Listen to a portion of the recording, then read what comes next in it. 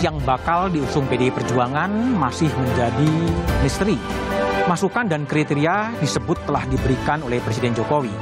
Sosok yang diusung harus senafas dengan arah pemerintahan saat ini. Warisan pemerintahan Presiden Jokowi terancam hilang di tangan penerus yang berbeda visi. Lantas siapa yang penerus yang diinginkan oleh Presiden Jokowi? Inilah Satu Meja The Forum. Siapa capres pilihan Jokowi?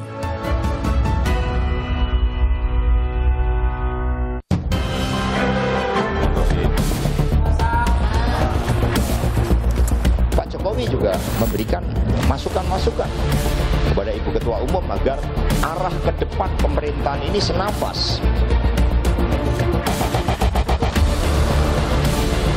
Partai kan nanti dinamis ya, sampai titik, sampai ujung partai politik, segala partai pasti bisa punya peluang untuk bersama-sama dengan Partai Nasdem.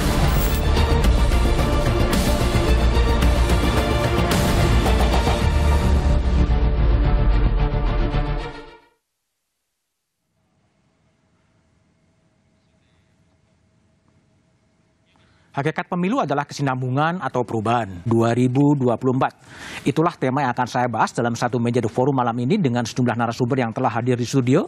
Ada Sekretaris Jenderal Partai Nasdem, Johnny G. Plate, malam. Selamat malam, Mas Budiman. Malam. Nice to meet you. Nice to meet you too. Ada Ferry Juliantono, Wakil Ketua Umum Partai Gerindra. Malam, Malam, Bang Ferry. Mas Budiman. Ada Direktur Eksekutif Indikator Politik Indonesia Burhanuddin Muhtadi. Malam, Bung Burhan. Malam, Mas. Dan ada Mas Hersaki, Kepala Badan Komunikasi Strategis DPP Partai Demokrat yang telah tergabung melalui Zoom. Malam, Bang Saki. Ya, selamat malam, Bang Budiman. Dan saya masih menunggu juga sambungan dari pihak PDI Perjuangan. Mungkin kita dengar bagaimana sebenarnya pernyataan dari PDI Perjuangan soal apa sebetulnya yang diinginkan capres yang diidealkan oleh PDI Perjuangan untuk pemilu 2024.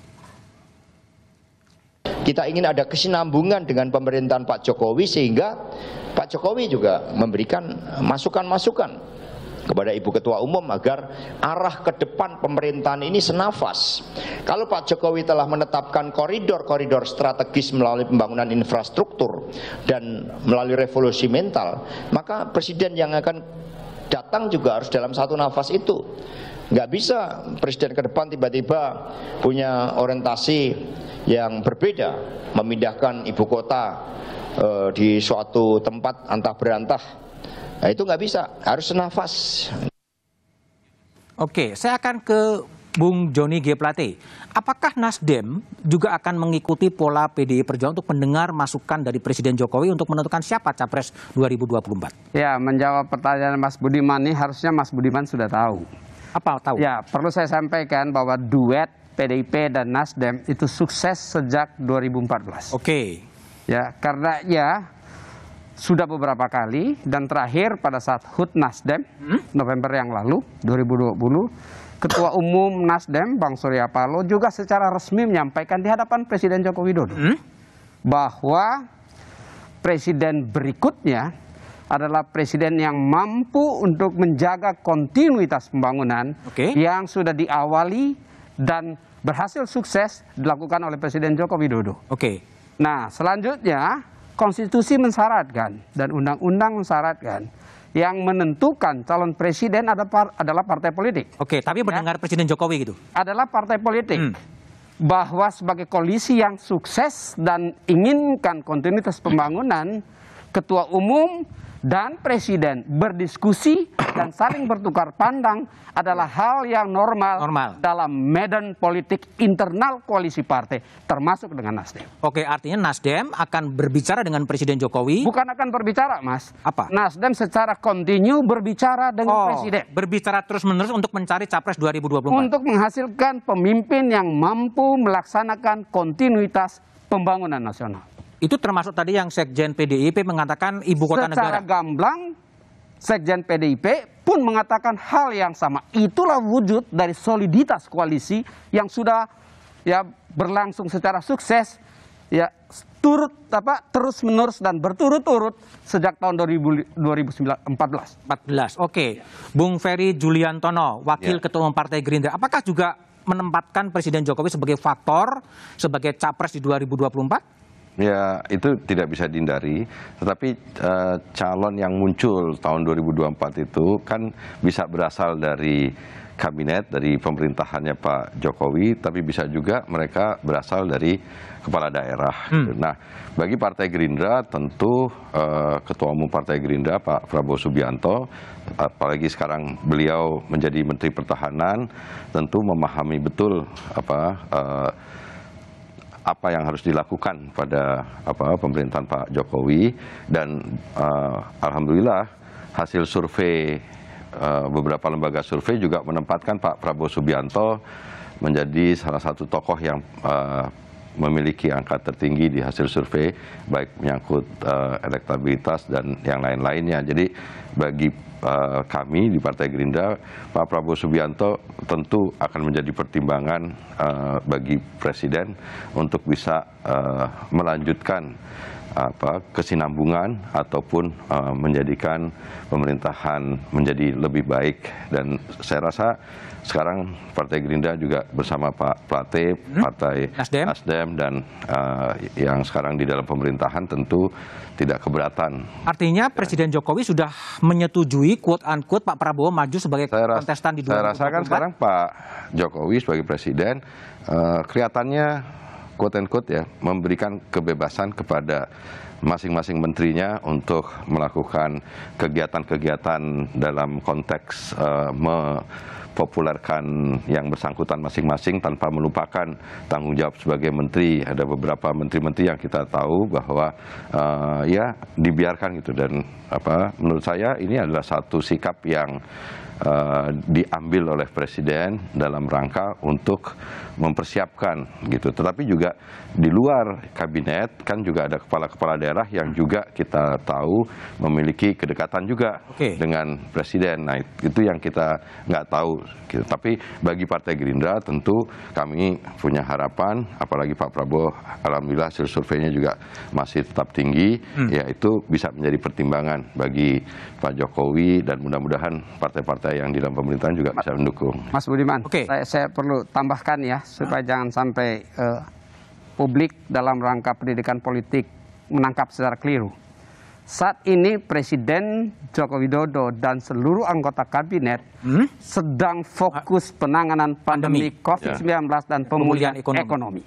Itu utama dan terutama. Saya tadi bilang tidak melupakan itu. Tidak melupakan. Itu utama, bukan tidak melupakan. Itu utama dan terutama. Bahwa Bapak Presiden juga mempunyai tugas moral untuk mempersiapkan tanda petik pemerintahan berikutnya. Itu adalah seorang pemimpin yang baik dan benar. Harus itu dilakukan. Agar kesinambungan ya. Menyiapkan pemimpin berikutnya bagi bangsa dan negara. Dan Presiden mengetahui betul konstitusi mengatur bahwa yang mendapat tugas dan ditugasi untuk menyiapkan calon presiden adalah partai politik.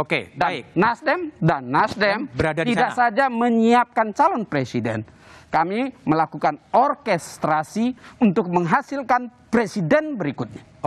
Baik. Saya ke Hersaki dari Partai Demokrat.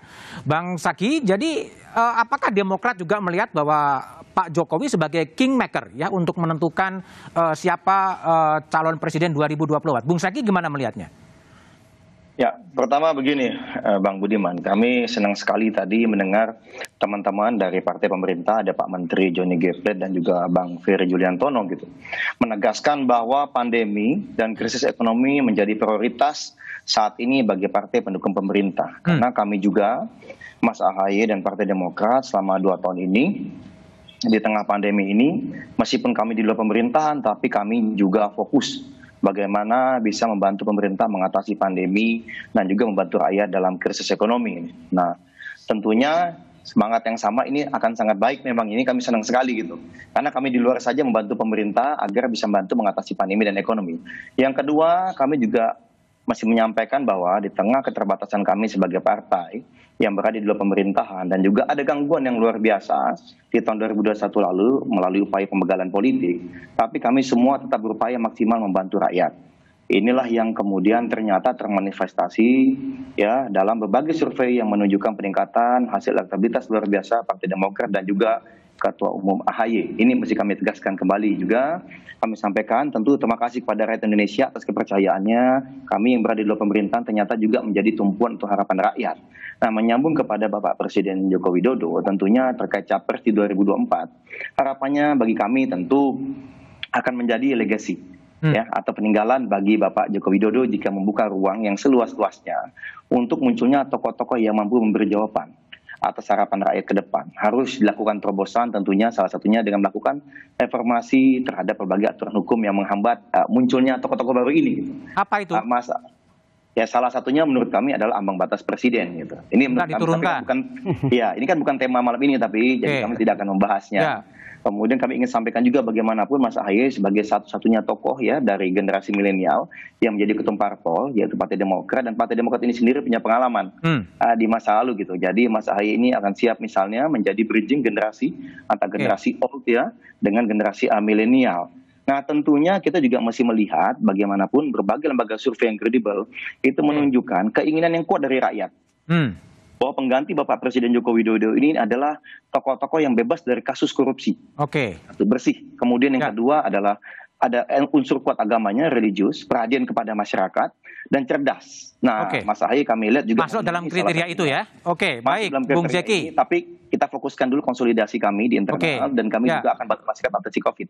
Baik. 2024 kita tunggu nanti. Baik. Saya ke Bung Burhan. Bung Burhan, sejauh mana nih faktor Jokowi akan ikut menentukan dalam kontestasi Pilpres 2024? Tergantung 3 faktor. Faktor yang pertama adalah apakah Presiden Jokowi mampu mempertahankan approval rating yang tinggi atau tidak. Sekarang, Jadi sekarang 71,4%. Kalau kita lihat data dari Political Intelligence Global Leaders Approval Rating yang baru dirilis Januari 2022, itu Presiden Jokowi approval ratingnya nomor 2 di bawah Modi di antara 13 PM India. Di antara 13 negara demokrasi sedunia. Jadi itu termasuk tertinggi. Belum lagi dari sisi stabilitas politik di elit itu juga 81%, terutama sejak bergabungnya Gerindra dan PAN. Nah, yang kedua, saya kira tergantung juga dengan barrier to entry, 20% sampai 25% presidential threshold. Sekarang sedang di challenge diperjuangkan termasuk oleh Ferry ya. Persis. Kalau misalnya presidential threshold itu bisa diturunkan, artinya gugatan terkait dengan itu disetujui oleh MK, itu akan membuka kotak Pandora. Jadi kemungkinan Presiden Jokowi untuk menjaga agar calon tidak lebih dari 3 itu menjadi sulit. Jadi buyar. Dan karenanya posisi beliau sebagai kingmaker jadi berkurang. Nah, yang ketiga itu sangat tergantung juga oleh posisi cawapres sekarang.